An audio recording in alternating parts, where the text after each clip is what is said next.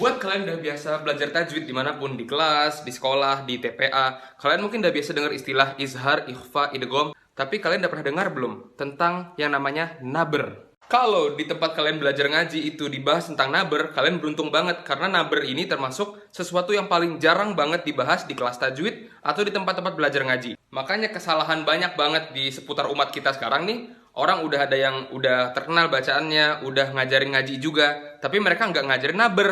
Dan banyak juga yang udah ada rekaman-rekaman murotalnya atau rekaman-rekaman dia ngimam sholat gitu kan. Tapi pas kita dengar bacaannya Al-Fatihahnya misalnya, di Al-Fatihah itu ada naber, tapi nabernya itu nggak ada sama sekali. Naber itu seolah jadi kayak hukum bacaan yang udah terlupakan gitu loh. Makanya sekarang kita bakal ngejelasin sama kalian naber, agar pembahasan naber ini terus jadi eksis di kalangan umat muslimin. Let's go! Jadi naber itu apa sih? Apa sih itu naber? Kalau izhar kan jelas, idgham jelas, ikhfa itu apa, iklab juga gimana gitu kan. Kalau naber itu apa? Naber apa nih? Naber baru denger nih di kuping kita nih apa nih naber? Naber kalau secara bahasa singkatnya ya, itu artinya mengangkat sesuatu di atas kebiasaannya. Misal nih kalian lihat kucing jantan sama kucing jantan berantem di jalan. Kucing jantan nih pengen kawinin si betina nih, tapi kucing jantan ini gak terima karena dia naksir juga sama kucing betina nih. Terus kucing ini kan, nah itu suara yang nah itu naber. Terus misal kalian nonton MotoGP nih, nonton F1, pas mobil datang, mobil F1 datang kan di sirkuit ke daerah kalian duduk, itu suara, nah itu naber. Kalian lagi ospek misalnya di kampus-kampus, terus si apa sih cutting apa bahasanya lah, orang-orang yang ngerjain kalian pada kayak, woi, push up yang bener. Nah pas dia ngomong, nah suara itu naber. Kalau dalam ilmu tajwid, naber itu artinya mengangkat suara dengan tujuan menjaga atau memperjelas sifat huruf setelahnya, atau untuk menjaga maknanya. Karena ada beberapa ayat yang kalau kita nggak pakai naber di situ, maknanya bisa samar-samar di kuping kita, bisa jadi makna yang lain, bisa nggak tersampaikan makna yang seharusnya dibacakan di ayat itu. Sini deh biar gue perjelas sama kalian, di Quran tuh gimana sih contoh naber-naber di ayat-ayat Al-Quran. Contohnya ya, yang kita paling sering baca naber, tapi kita nggak sadar namanya itu naber, di Al-Fatihah. Shiratal ladzina an'amta 'alaihim ghairil maghdubi 'alaihim waladdallin. Di bagian olin ngangkat sejenak itu namanya naber. Terus misalnya di surat Abasa, mata'an lakum wa li'an'amikum fa idza ja'atis sakhah. Di sohoh gelombang tadi tuh suara itu naber namanya. Oke, langsung aja kita masuk ke pembahasan kita. Jadi dalam pembacaan Al-Quran ada 5 kondisi di saat ayat itu dibaca naber di situ. Setiap kondisi gue bakal kasih contoh banyak banget. Jadi kalian tuh nggak salah lagi insya Allah pas baca. Jadi keep up sampai akhir video ya. Kalau misalnya agak lama, ini bener-bener dibahas semuanya tentang naber. Jadi kalian jangan sampai kelewatan sedetik pun. Yang pertama yaitu perpindahan bunyi mad ke huruf yang bertasydid, yang ada tasydidnya, ke selain huruf gunnah, yaitu mim sama nun. Tujuannya agar tasydid terbaca dan terdengar dengan baik. Jadi memperjelas tasydid deh di huruf setelahnya. Contoh yang pertama di ayat As-Saffat ayat 1.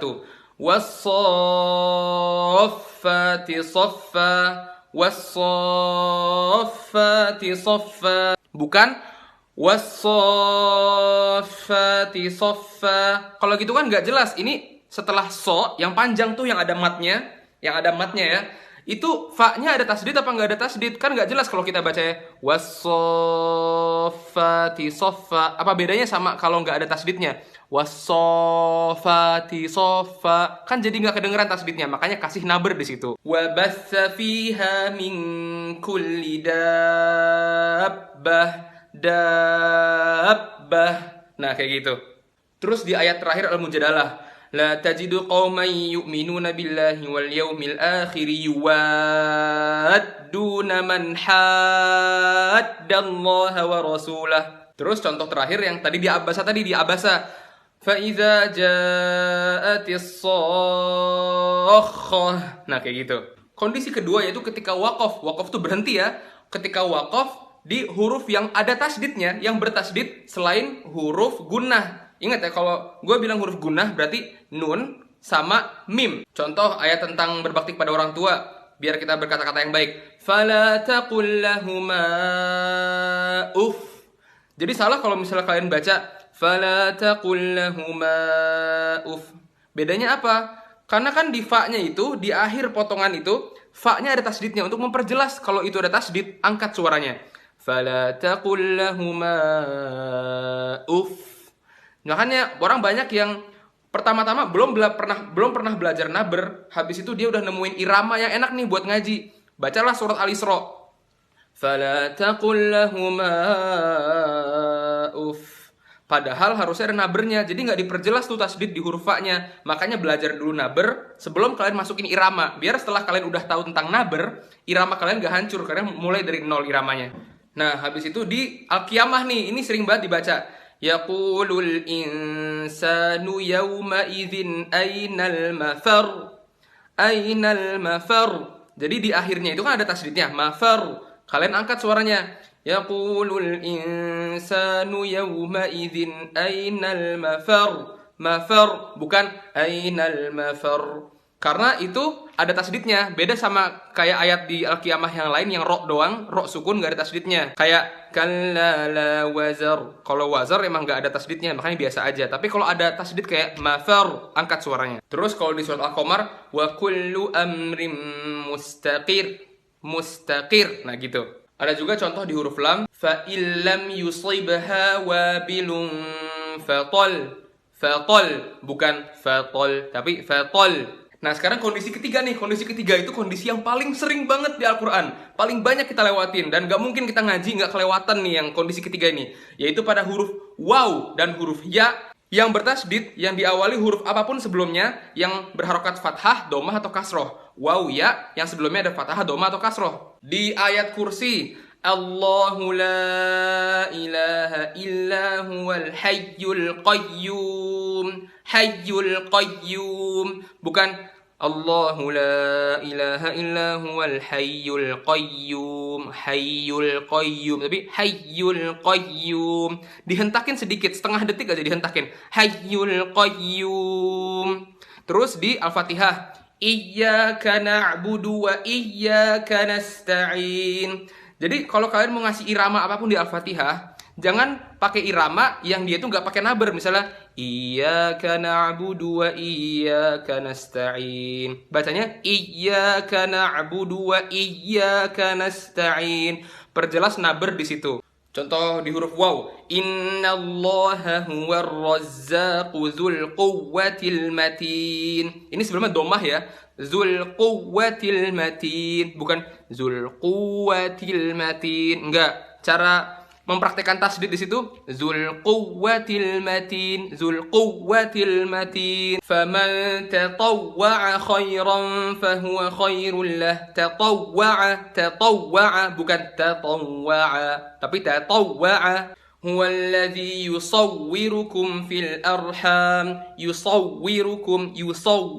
Kondisi keempat juga banyak, yaitu ketika waqaf, berhenti di yang akhirnya itu huruf hamzah. Tahu ya hamzah ya? A. Huruf hamzah yang berada atau jatuh lokasi hamzah tersebut setelah bunyi mat. Tujuan untuk memperjelas hamzah tersebut. Contohnya, kalian sering banget di akhir ayat ada kata ma yasha.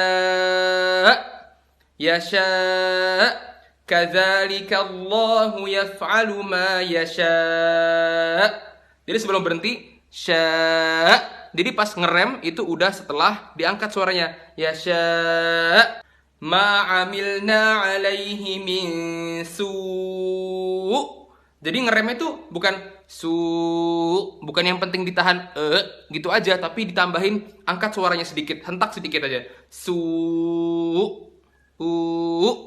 Alaihim dairatus sawu wa yakhshallaha min ibadihil ulama.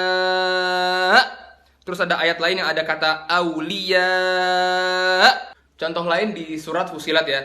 Qalu antaqana Allahu allazi antaqa kulla syai'. Nah, kalau ini lokasi terakhir terjadinya naber ya. Ini agak-agak sulit sih karena kita harus ngelihat arti juga dan kita harus paham juga tentang huruf ini, yaitu pada alif tasniyah. Alif tasniyah itu artinya alif yang menunjukkan kalau ini tuh untuk dua orang, bukan satu orang yang disebut di ayat tersebut. Alif tasniyah itu ketemu sama hamzah wasol agar terbedakan antara domir mufrad sama musanna, agar kita tahu ini tuh ayat yang diperjelas tuh untuk ada dua orang di situ pelakunya, bukan satu orang doang. Jadi tambahin naber di situ. Contoh di surat Yusuf, wastabaqal bab, wastabaqal bab, dua orang, wastabaqo, ada alif di situ. Jadi bukan wastabaqal bab. Bedanya apa kalau ada satu orang sama dua orang, kan nggak jelas, jadi tambahin naber di situ. Falamma zaqash syajarah, zaqash syajarah kan dua orang, Adam sama Hawa, bukan zaqash syajarah Adam sendirian gitu kan, enggak, berdua. Falamma zaqash syajarata badat lahuma sawatuhuma wa qala alhamdulillahilladzi faddalana. Wa qala alhamdulillah, karena qala menunjukkan untuk dua orang, bukan seorang doang. Itu aja bahasan untuk naber. Semoga kalian bisa praktekin ke sehari-hari karena banyak banget. Contohnya tadi yang huruf ya sama waw. Iyyaka na'budu wa iyyaka nasta'in. Setiap hari kan kita baca Al-Fatihah setiap hari. Terus juga di ma yasha yang ada hamzah di akhirnya setelah mat. Itu juga sering banget. Wassalamualaikum warahmatullahi wabarakatuh.